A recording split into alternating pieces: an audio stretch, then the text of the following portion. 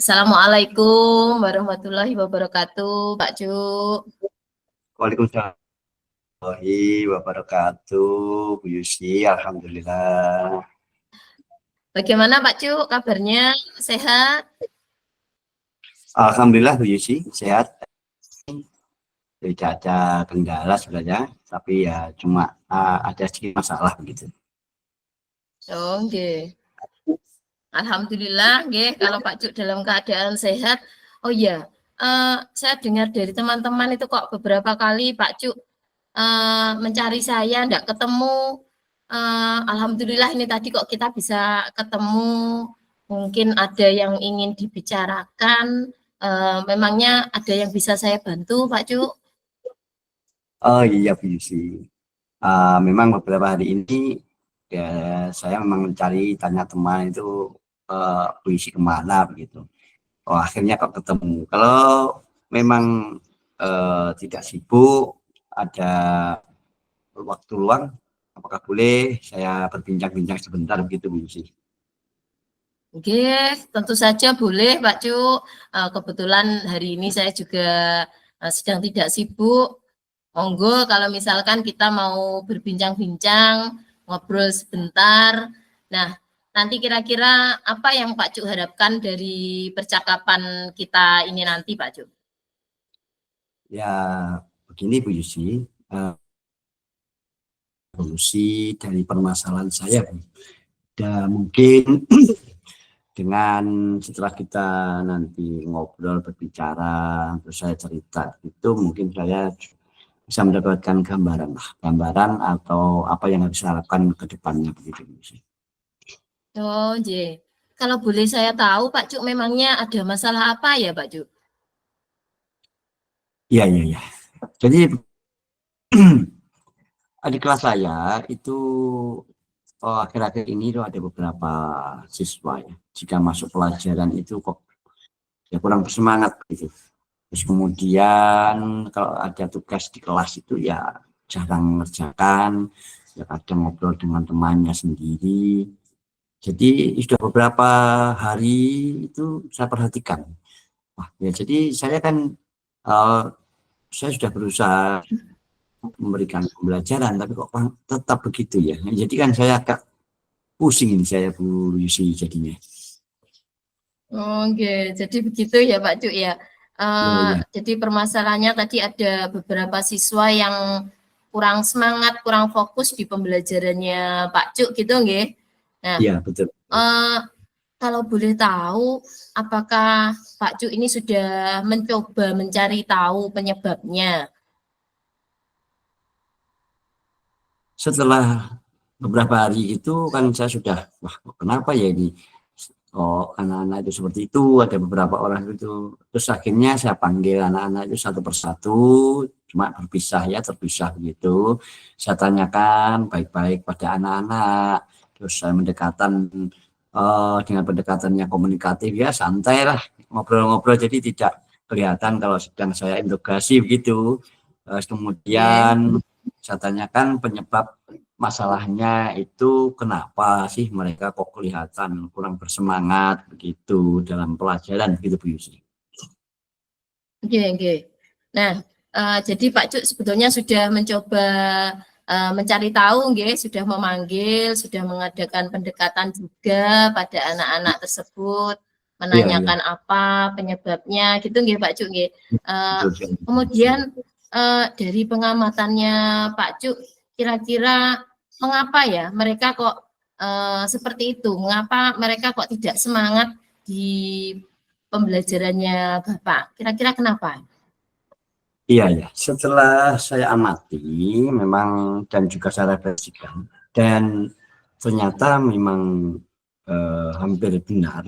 Saya tanyakan juga ke cross check kepada anak-anak itu hampir mereka itu sama jawabannya ya. Jadi mereka itu tidak suka pelajaran yang banyak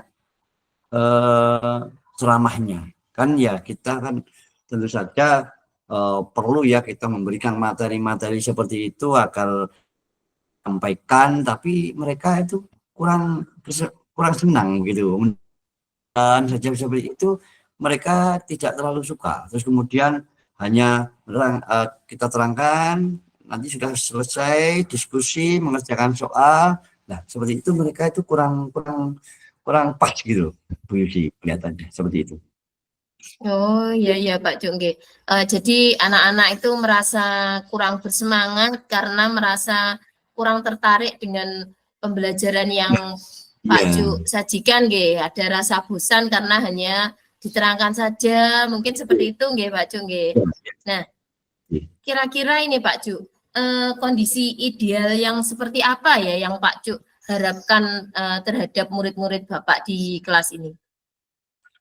Ya, tentu saja saya mengharapkan itu saya mengajar mereka itu interest begitu, memperhatikan, terus juga semangat dalam belajar, kelihatan begitu, terus kemudian murid-murid juga aktif begitu, Bu Yusi, kira-kira seperti itu. Oh, nggih, ya ya Pak Ju. Memang betul sekali nggih. Kita sebagai seorang pendidik itu tentu kebahagiaan kita, kebanggaan kita kalau ketika kita mengajar itu anak-anak bersemangat, bisa memahami apa yang kita sampaikan seperti itu nggih Pak Ju nggih. Mereka bisa belajar dengan senang nggih. Kemudian apa yang kita sampaikan juga bisa mereka pahami. Nah, kira-kira apakah ada yang bisa Pak Ju lakukan untuk meningkatkan motivasi belajar anak-anak di kelas Bapak ini? Iya, Bu Yusi. Saya kira ada, Bu Yusi. Jadi begini, menurut pengamatan saya, ternyata kan penerapan metode saya itu tadi yang menurut saya itu sudah memberikan materi yang luar biasa, ternyata mereka itu tidak kurang pas begitu. Jadi kok saya ketika pernah itu kita buat seperti ya ice breaking itu untuk membalikan fokus mereka, mungkin yang bisa saya lakukan. Kemudian membawa media-media pembelajaran mungkin ya yang lebih menarik siswa untuk bisa belajar bersama, karena mungkin mereka sudah bosan begitu dengan ceramah-ceramah seperti itu. Oh, nggih.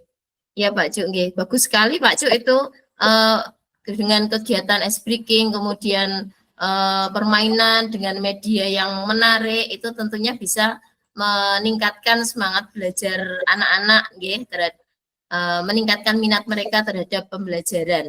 Nah, baiklah Pak Cuk. Nah, kira-kira metode yang pernah berhasil Bapak lakukan di kelas itu apa ya?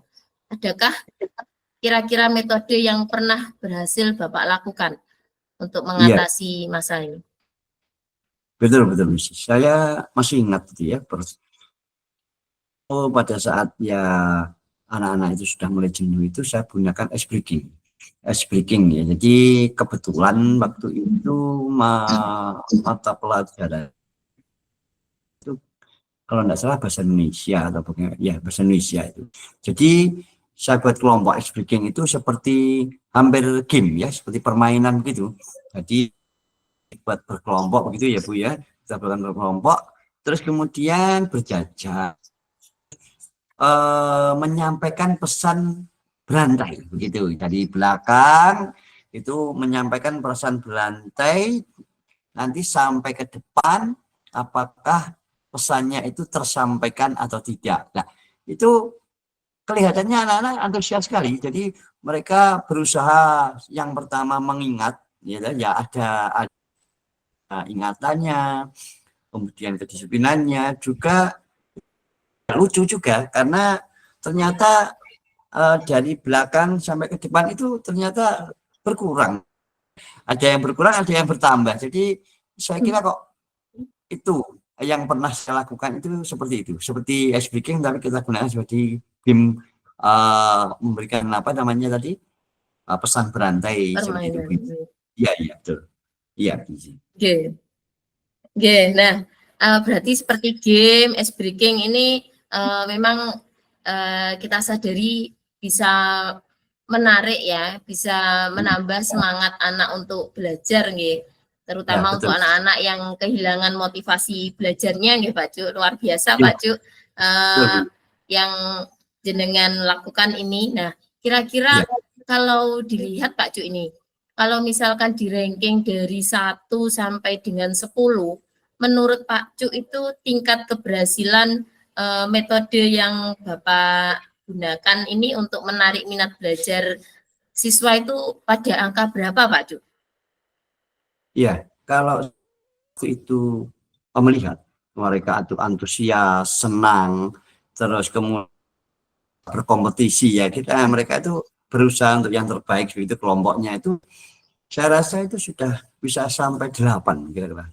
Bahkan mungkin sampai 9 gitu. Jadi tingkat ketercapaiannya itu ratingnya 8 hampir 9 lah gitu Bu Yusi. Oke, luar biasa nggih Pak Cuk. Berarti pada kisaran angka 8 sampai 9 nggih Pak Cuk nggih. Nah, Iya, Bu eh, Yusi. baiklah untuk selanjutnya ini Pak Cuk. Apa Iya, iya. rencana yang akan Pak Cuk lakukan? Kira-kira bagaimana langkah-langkah yang akan jenengan lakukan untuk mewujudkan rencana jenengan ini? Ya, tentu saja saya akan segera menerapkan ya metode-metode yang bervariasi seperti itu, seperti game, terus kemudian ice breaking, waktu selingan anak-anak ketika sudah mulai bosan karena durasinya lama ya di kelas kita itu waktu kelihatan anak sudah bosan, gimana kita lakukan ice breaking. Kemudian juga menggunakan tadi metode pembelajaran bervariasi seperti game, juga nanti bisa via game, via diskusi, ya macam-macam gitu. Nanti kita coba. Terus kemudian saya juga nanti ya mengupgrade. Jadi saya juga belajar gitu ya Bu.